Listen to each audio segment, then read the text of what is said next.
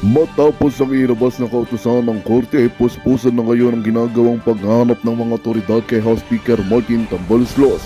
Ayon sa mga ulat, may inilabas ng warrant of arrest laban sa kanya kaugnay ng mga kasong katiwalaan at pang-abuso sa kapangyarihan.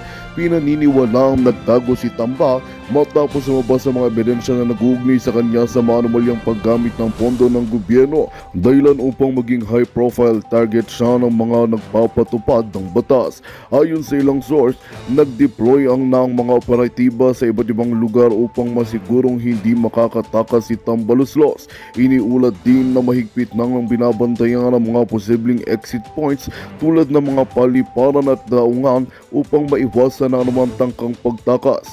Samantala, may mga ulat na ilang malalapit na kalyado ni Tamba ang unti-unti nang lumalayo sa kanya na nagbabadya ng tuluyang pagbagsak ng kanyang political influence. Sa gitna ng malawakang manhunt, inaasahan ng publiko na walang special treatment na ibibigay kay Tambaloslos at haharap siya sa batas tulad ng isang ordinaryong mamamayan. Maraming Pilipino ang nagabang kung siya ba ay voluntaryong susuko o kung pipilitin siyang arestuhin ng mga otoridad. Isang bagay ang tiyak, wala nang takas sa kamay ng hustisya at patuloy nating babantayan ang susunod na hakbang ng mga gobyerno sa kontrobersyang ito. At yan nga ang balitang ating pagkakatutukan. Ngunit bagong lahat, siguraduhin mag-subscribe at ihit ang notification bell para sa patuloy na pagtutok sa mga silip ng bagong balita sa tunay na boses ng masa.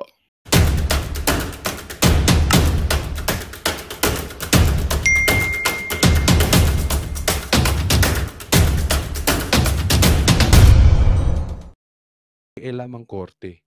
Ibig sabihin, alam nitong mama na ito, mahina ang kaso nila, pero minamind conditioning na ang korte na hindi dapat silang makialam. Kasi pag nakialam sila, nakondisyon na nila yung taong bayan na mali yung ginawa ng korte. Which is, yun ang akala niya. Kasi sa totoo lang, mas maraming Pilipino na nakapanig sa Duterte ayaw nilang impeachment. Proseso ng impeachment dahil isa raw itong political question. Bagay na sinigundahan din ni dating Senate President Franklin Drilon. Matulog ka na lang, tulog ka lang ng tulog nung panahon mo. Ngayon nagbibida-bida ka, Drilon. The basic rule is found in the Constitution. The impeachment court shall decide all impeachment cases. Oo, totoo naman. The impeachment court shall decide on the impeachment cases. Tama si Drilon. Ang impeachment court ang magdi-decide. Ano bang impeachment court? Yung Senado. Tama naman si Drilon dyan. I agree with you. Senado dapat ang mag-decide kung dapat i-impeach si BP Sara o hindi. Kaya lang ang kina-question ni BP Sara ay yung legality ng impeachment. Hindi yung mag-decide yung korte kung dapat ma-impeach si BP Sara o hindi. Naiintindihan nyo ang difference? Senado ang mag-decide kung dapat i-impeach si BP Sara o hindi. Kaya lang, bago nga dumating doon, hinaharang na ni BP Sara na yung legality. O halimbawa, sasabihin nyo, i-impeach natin si Speaker. Hindi ako abogado, but as far as I know, hindi po na-i-impeach ang Speaker, ang Congressman. Oh, pwede ba yon? I don't think so. Bakit? Hindi legal eh. Hindi naman na-i-impeach ang di ba? Naiintindihan nyo na? Ang pinag-uusapan ba nito, legal ba yung ginawang impeachment? Drilon, hindi mo naiintindihan at tumaba ka na ng ganyan, tumagal ka na sa Senado, hindi mo pa alam yung difference? Leave it to the judgment of the Senate asking or acting as an impeachment court to decide on this. Hindi po mag-a-act ang court to decide. Ang didesisyonan ko legal o hindi. Huwag pa ulit-ulit, ha? Questions of jurisdiction. So, it's best Nantok na siya. Nantok na. Matutulog na. Matutulog na yan. Nagbabalita mo. Eto lang sa akin. Ibalik natin dito sa mga pagmumukha nito. Hindi nyo na makita ulit si Martin, di ba? Asa na siya? May kaso po kasi si Martin. Yung speaker nyo may kaso. Kinasuhan ni Alvarez. Nagtatago. Bakit kayo nagsasalita? ang punot dulo nito, ang pasimuno nito si Marcos at si Tamba. Yung ginodiyos nyo. Siya ang pagsalitain nyo. Ako, Speaker, Martin, kung matapang ka, huwag ka magtago sa mga brief na itong mga congressman mo. Ha? Ikaw mismo, harapin mo rin yung korte. May kaso ka rin di ba? Harapin mo yung taong bayan. Kini-question, bakit nyo finil-upan yung budget? Bakit may blank items? At yung pinil-upan na budget ay mapupunta yan sa ayuda. Harapin mo yung taong bayan. Nagtatago ka Huwag ka magtago sa the likes of Suarez. Huwag ka magtago sa brief ng mga yan. Ha? Sinasabi natin dito kay ang lilinis nila Sila nga ang daming problema. Isipin ninyo, pinalusot nyo blanco, tapos bulag kayo, pipi kayo, wala kayong nadidinig. Bilyon ang pinag-uusapan dito. Ang impeachment nyo kay BP Sara, ang issue 150 million lang yung confidential funds. Kung hindi ba naman kayo nuknukan ng mga ipokrito? Diba? Huwag ka magtago dyan, Tamba. Lumabas ka dyan. Huwag kayong takot. Huwag kayong takot doon sa patas na magdidesisyon. Gusto nyo kasi kayo lagi nagdidesisyon kung ang isang tao ay inosente o hindi. Huwag ganon. Diba? Patas naman Bakit? Hawak ba ni PRRD ang korte? Hindi naman hindi rin hawak ni Tamba. Yan nga maganda, patas Nasa gitna. Malayo sa kamay ni Tamba at malayo sa kamay ni PRRD. Fair. Next topic po tayo. Ito matindi. Pagdadasal. Malapit na. Ipagbabawal na din. Pati sa Pilipinas. Delikado po yan. Ginagawa pa lang krimen ang pagdarasal sa ilang bansa sa Europa. Isang matapang na pahayag ang binitawan ng kasalukuyang Vice Presidente ng Amerika tungkol... Teka muna liliwanagin ko. Ay hindi, totoo ba yan, Coach Oli? Baka fake news yan. Si Vice President yan. Hindi po, Vice President ng Amerika, huwag kayong tanga Ito kasing mga alalay ni Tamba, medyo rin Vice President, hindi po fake news yan. Vice President ng Amerika nagsabi niyan. Pinagbabawal na ang dasal sa Europa. Kahit sa loob ng bahay, alam mo mga kababayan ko, I really believe the end times is here. Yes po. Ako naniniwala. End times is not near. End times is here. Nandito na. And malapit na po. Sa aking tingin, sa nangyayari ngayon, isipin mo, bahay dasalan sinusugod na. Pagdarasal, ipinagbabawal na. Unti-unti na yan. Malapit na po. Malapit na pong bumalik sa pangalawang pagkakataon ng ating Panginoong Hesus. Dito, alamin natin ang detalye mula kay MJ Mondehar. Sa harap ng mga lider ng European Union, matapang na sinita ni US Vice President J.D. Vance ang issue ng religious freedom sa UK. Nakarating sa ikalawang Pangulo ng Estados Unidos ang hinaing ng mga Kristiyano sa Europa na tila nagiging biktima ng diskriminasyon sa kanyang talumpati sa Munich Security Conference sa Germany. Wala, galit na talaga sila sa Kristiyano, bawal na nagdadasal. Dati umangat ang Europe because they were godly. Ganyan din nangyari sa Amerika. Itinaas ng Diyos ang Amerika because they were they have fear of God. They were godly. Pero ngayon, talagang pasama na ng pasama. You see drugs everywhere. You see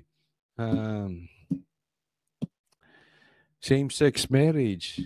Bawal na magdasal at sinusugod na po ang mga sambahan. Mariing kinundina ni Vance ang sitwasyong kahit ang tahimik na pagdarasal sa pampublikong lugar ay tinuturing ng krimen. A little over 2 years ago, the British government charged Adam Smith Connor, a 51-year-old physiotherapist and an Army veteran, with the heinous crime of standing 50 meters from an abortion clinic and silently praying for 3 minutes. Isipin mo yun? Nagdarasal outside sa abortion clinic kinasuhan ng krimen. Ganyan po sila katindi. Yan na po ang kalagayan ng ating bansa. At sabihin ko po sa inyo, medyo delikado po yan. Alam nyo kung bakit. Mahilig tayo sa gaya eh. Remember this. Naalala ko yung sinasabi ni Pastor before pa. Even before the election, bago pa nangyari kay Pastor ito, na sinasabi niya na talagang ginigipit ng Amerika ang mga religious leaders. Sabi ko, ganun. Parang at una, hindi ako naniniwala. Ngayon napatunayan natin na even si Trump sinabi niya. Kaya nga babaguhin nila eh. Kaya nga napakaganda ng dating ni Trump. Hinabol nila yung mga pinersecute nila yung mga religious leaders. That's how bad America was. And I'm sure mababago to kay Biden kasi iba eh. Ibang, nakikita ko si Biden yung tayo niya na parang ibabalik niya sa Diyos yung Amerika. Kaya ngayon, lumalaban din siya na ito ay pinagbabawal daw yung magdasal sa Europe, kinokontra nyo rin. Alam nyo, hindi po malayo mangyari sa Pilipinas yan. Remember this, si Marcos nakigaya dito kay Biden. Diba? Anong ginawa ni Marcos? Pinersecute. Yung ginawa ni Biden dyan sa Amerika, ginagawa ni Marcos. Si Biden galit sa China, ayaw sa China. Ganon din ang ginagawa ni Marcos. Si Biden pinersecute ang mga religious leaders. Ganyan din ang ginawa ni Marcos. Tingnan nyo, walang respeto si Marcos at si Torre. Pinasok yung KOJC. Doon mismo sa katedral nila. Binaboy nila. Doon ang nagdadasal. Kumbagat sa Muslim, mosque. Kumbagat sa Roman Catholic, yung kanilang, ano bang tawag doon sa Roman Catholic? Yung kanilang Rome. Pinasok. Hindi nangyayari yan before. Dati may gera. Pag pumasok ka sa simbahan, ihinto na ang mga kalaban mo. Rerespetohin ka na. Ngayon, iba po. Papasukin mismo katedral, bababuyin. Yan po ang ginawa ni Marcos. Yan po ang ginawa ni Torre. And I'm sure, kung nagawa nila yan, uuna-unahin na lahat itong mga church, isusunod yung mga churches dito sa... Tingnan nyo, how they disrespect INC. Tong Dilawan, dinidisrespect. Pinagtatawanan ng INC, sabi nila kaunti lang ang INC. That's how they disrespect religion. At hindi pong malayong mangyari sa Pilipinas yan. Dahil gaya-gaya nga to si Marcos. Diba? Dati, bawal ang same-sex marriage. Ngayon, pinag-uusapan na sa Pilipinas. Diba? Baka magtataka kayo. Magulang. Hindi, coach, malabo yan. Hindi malabo yan. Kasi before, tabu yung sasabihin mo same-sex marriage. Ngayon, pinag-uusapan na. Before, hindi po pwede yan. Alam mo yung dinidemand nila? Pwede nang sumali ang atleta na lalaki sa pambabae. Basta nakapagpalit na. Pwede, dapat daw magkakaroon na ng ibang, di ba may ang CR pang lalaki at pang babae lang? Dapat meron ding CR. I have nothing against yung third sex, ha? Hindi ito ang issue. Ang issue dito, yung dating tabu, ngayon pwede na. Yung dating respeto sa reliyon, ngayon hindi, binababoy na. Why? Nang simula sa Amerika, na ngayon nandyan na sa Europe, na ginawa din kay Pastor Kibuloy sa Amerika. Ganyan-ganyan ang ginawa sa Amerika eh. Ngayon napapatunayan natin. Tama pala si Pastor Kibuloy. Pinersecute siya doon. Lahat ng demanda niya because of persecution. Ngayon, hindi po kami nagpe-fake news. Even the American government sinasabi, ititigil na po yan. Kasi nangyari po yan nung panahon ni Biden. Hindi po kami nagsasabi niyan, Amerika. Hindi po kami nagsasabi niyan, si Trump mismo. This is not fake news. Ganyan po katindi ang bayan natin ngayon. Ayon kay Vance, nakababahala ang ganitong batas na tila sumasakal sa kalayaan sa paniniwala. Bukod pa rito, mabigat ang ipinapataw na parusa sa sino bang lalabag. Not obstructing anyone, not interacting with anyone, just silently praying on his own. And after British law enforcement spotted him and demanded to know what he was praying for, Adam replied simply, it was on behalf of the unborn son he and his former girlfriend had aborted years before. Ang tinutukoy ni Vance ay ang buffer zones law ng UK na nagtatakda ng safe access zones sa paligid ng mga klinika at ospital na nagbibigay ng abortion services. Layunin ng batas na ito na protektahan ang mga kababaihan mula sa posibleng harassment o Hindi mo ngayon pinag-uusapan na rin sa Pilipinas na gawing legal ang abortion. Ay, tindi. habang sila'y kumukuha ng mga serbisyong ito. Ngunit ayon kay VP Vance, maging ang pagdarasal sa loob mismo ng pribadong tahanan sa Scotland ay maaari na rin Hindi na matindi. Sa Scotland, bawal ka na magdasal kahit sa bahay mo. Alam mo, pag ginaya yan ng ibang bansa, halimbawa, kumalat yan sa Europe, ganyan ang gawain ng Europe. Pilipinas, mahilig gumaya. Susunod yan, may impluwensya ng Amerika. Hindi naman forever dyan si Trump eh. Maalis din yan, matatapos din ang termo niyan, mamamatay din yan. Before we knew it, ganun na rin ginagawa ng Amerika. Pag ginawa ng Amerika yan, I'm sure, ipagagawa yan ni Marcos dito sa Pilipinas. Kung hindi maalis ang Marcos. Kaya it is very, very urgent na talagang hindi sila magtagumpay sa impeachment. Delikado po. Alam natin ang kalidad ni Marcos. Hawak ng Amerika. Delikado tayo. Imagine ninyo, bawal na kayong magdasal sa loob ng bahay ninyo. Yung ang kini-question natin na illegal na ginagawa nila, droga, hindi nila masagot. Diba? I mean, what do you expect from an addict? Hindi ko pinagbibintangan si Marcos na addict, but still, the fact na pinagsasabihan ka na bangag ka tas ayaw mo magpa-drug test, we are on the presumption that you are an addict. If you're an addict, wala kang respeto sa mga dasal-dasal na ganyan. Hindi mo lang gustong pag-usapan ngayon. Bakit? Kasi it's a taboo now. What if hindi na taboo? Tingin nyo, hindi gagawin ni Marcos? Gagawin niya yan.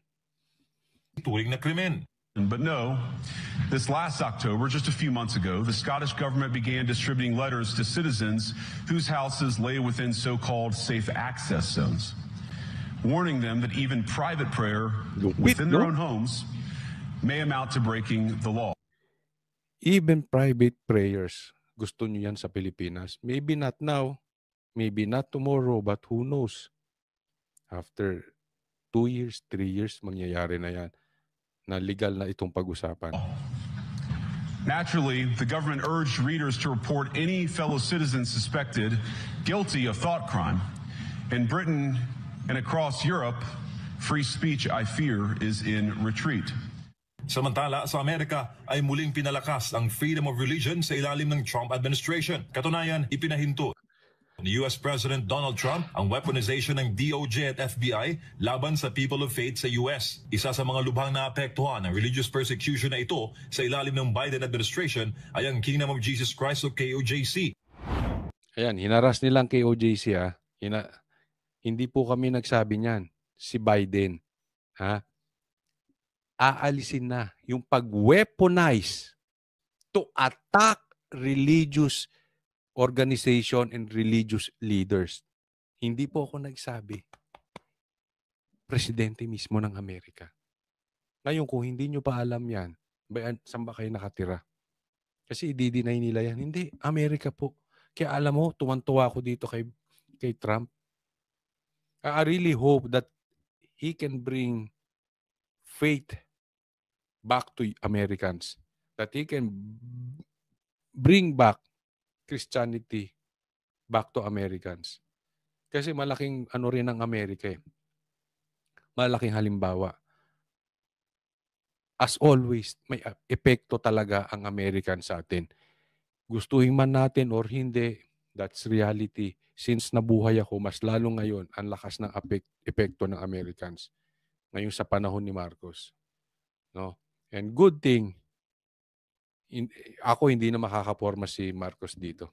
Maalis ang EDCA, ipagbabawal ang religious attacks. Hindi na pwedeng i-weaponize. Kaya delikado dito si Marcos at saka si Torre. Yan. Pinamaan ni Biden ang KOJC. Isa sa nabing biktima nila, si Pastor Kibuloy. Kaya ako alam nyo mga kababayan, naniniwala ako na meron times talaga na wala ka na magawa. Lahat na lang ibinibintang sa'yo. Kung nagawa mo na lahat ng dapat mong depensa para sa sarili mo, yun po ay nilalagay ka ng Diyos sa pagkakataon na don't worry. Parang sasabihin niya, don't worry anak, I will defend you. Ganyan po nangyari. After a few years, naupo si Trump. Nakita ng buong Pilipinas ang harassment na ginawa sa KOJC.